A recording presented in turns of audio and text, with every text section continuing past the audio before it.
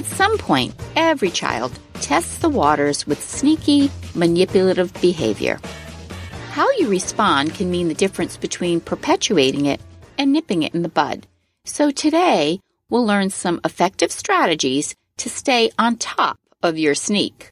Hi, everyone. I'm Cheryl Butler, and you're listening to the Mighty Mommy's Quick and Dirty Tips podcast, which will help make your life as a parent a little bit easier and a lot more fun. Welcome. Today's episode is number 571, How to Curb Your Kids' Sneaky Behavior. Because when we're proactive in handling even the most innocent of white lies, it can make all the difference. If you've got a sneak on your hands, you can turn this deceitful behavior around by implementing these 4 straightforward strategies. 1. Model what you preach. 2. Engage your sneak with a problem-solving conversation. 3. Establish and enforce super specific consequences. And 4. Praise honest behavior. At some point, our kids begin to test the waters with little white lies and other sneaky manipulative maneuvers. Sneaky behavior can be disheartening and troublesome to any parent, but it can also perpetuate and grow into more serious problems if it's not nipped in the bud. Kids who engage in sneaky behavior, usually they have a reason. Your teen may try to test boundaries like fudging the actual time they returned home for curfew to see how much control they actually have over their own lives. Or your little preschooler may casually slide a few cookies in his pocket before dinner because he knows you'll say he can only have a treat for dessert if he eats all of his green beans. Ugh! Even though your child knows he's doing something dishonest, in his mind, he may reason that he's problem-solving. If he gets away with it, however, it's like an invitation to try again. But next time, he might take something a lot more valuable than a cookie. Before sneaky actions get out of control, here are 4 ways that you can address the issue and stop it in its tracks. So first, model what you preach. Our kids are great observers, and whether we realize it or not, they're constantly watching our every move. They imitate our behaviors and our actions because, after all, we're their most important role models. One of the most effective ways to combat dishonest behavior is not to engage in it ourselves. So you've been dreading returning the PTA president's phone call because you don't want to be roped into this year's fundraiser, right? Instead of being honest and telling her you just don't have the time, you fabricate an excuse by weaving an elaborate tale. But your middle schooler heard and knows you haven't told the truth. You may have even invited her to join you in celebrating your ability to wiggle out of a task you didn't want to. When we practice little white lies in front of our children, we're giving them the thumbs up to follow suit. Be mindful of the honesty factor in your home environment so that your kids will take you seriously when you preach that honesty really is the best policy, even when it's not convenient or you're trying not to hurt someone's feelings. Next, engage your sneak with a problem-solving conversation. When you know that your child's been sneaky or lied to you, your first instinct might be to question or accuse them. But this tactic can set you and your child up for failure. For instance, let's say you realize $20 is missing from your wallet. It was there when you left the room to get groceries out of the car.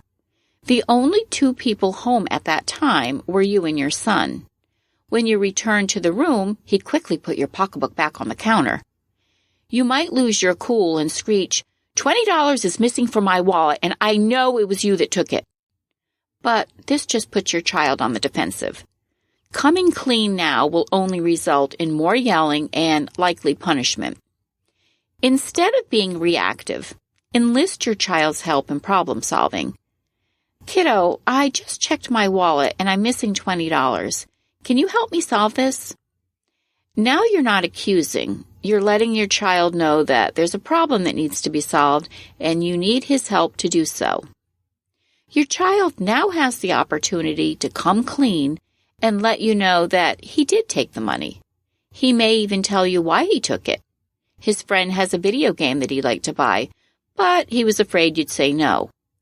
You can now thank your child for helping you solve the missing money mystery and ask, how can you make sure it doesn't happen again? This allows you to review your family's policy about honesty, discuss ways he could earn the money to buy the video game, and turn the situation into a teachable moment. Now we'll talk about establishing and enforcing consequences. Let's return to the case of the missing $20. In an ideal world, your child would come clean and you'll be able to work through the issue together. But it's more likely that your child will deny that he's done anything wrong. That means you'll have to take further action. While still asking for his help in solving the problem, if he claims he doesn't know, you can calmly let him know that you're aware that the $20 was in your pocketbook before you left him alone with it, and you'd appreciate it if he'd tell you what happened. Let him know that there will be a consequence. In my episode, How to Effectively Impose Consequences for Bad Behavior, QDT's former savvy psychologist, Dr. Ellen Hendrickson, joined me to discuss how to implement meaningful consequences. I loved her tip to set a consequence and an incentive that your child cares about.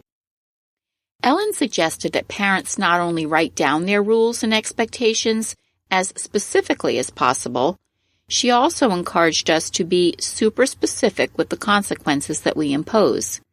When your child questions you about your rules or your consequences, you'll have a tangible reminder of them. No flying by the seat of your pants. Her advice on creating an incentive-driven consequence is particularly helpful. She says, with small potatoes bad behavior, it's best to minimize punishment and try a positive approach. However, with truly unsafe behavior like lying about where he is, this becomes chronic, so punishment does have a role. And this is what she says. Here's how to do it well. First, choose a consequence that he cares about. If you take away his phone, for instance, but he can just chat with his friends from his laptop, it's not going to work. So choose something that he'll actually be motivated about, whether it's the use of the car, having money, or being able to stay out as late as his friends. Spell out those consequences for breaking the rule just as specifically as the rule itself. Write it down and display it just like the rule. Next, add an incentive for adhering to the rule. Some parents think this means rewarding kids for doing something they're supposed to be doing anyway.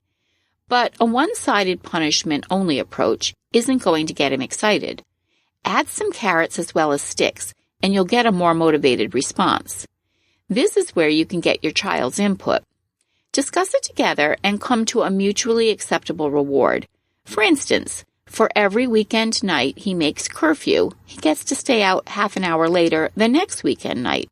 Again, write it down and display it. And finally, praise honest behavior. As parents, we're often quick to scold, but not always as quick to praise.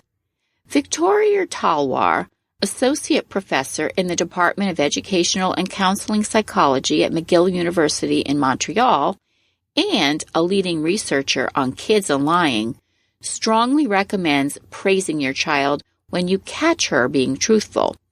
She says, if we want to teach them to value honesty, we need to look for opportunities to acknowledge when they tell the truth, especially in situations where it might have been easier for them to lie.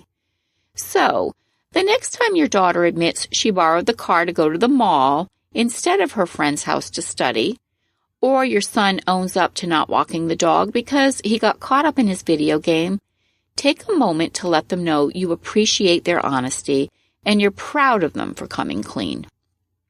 The more you reinforce their honest moments with positive praise, the more likely they'll be to stop and think before stretching the truth.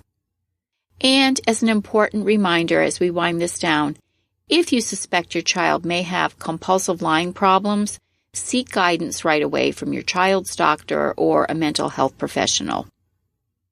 How do you deal with your child's sneaky actions?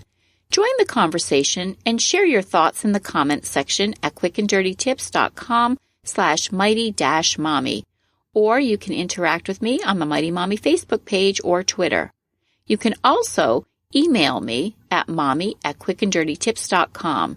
And you can listen and subscribe on Apple, Spotify, Google, Stitcher, or wherever you get your podcasts.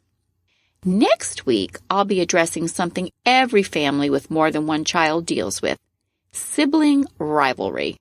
No parent wants to hear their kids squabbling at each other's throats all day long, but the fact is that sibling rivalry, it's a normal part of family life. How parents deal with it, however, is the key to success. I hope you'll subscribe to the Mighty Mommy podcast through your favorite platform so you'll be notified when this episode becomes available. We'll learn how to implement some easy strategies to diffuse common sibling battles and help kids learn to be teammates, not competitors. Well, most of the time. As always, thanks so much for listening this week. And until next time, happy parenting.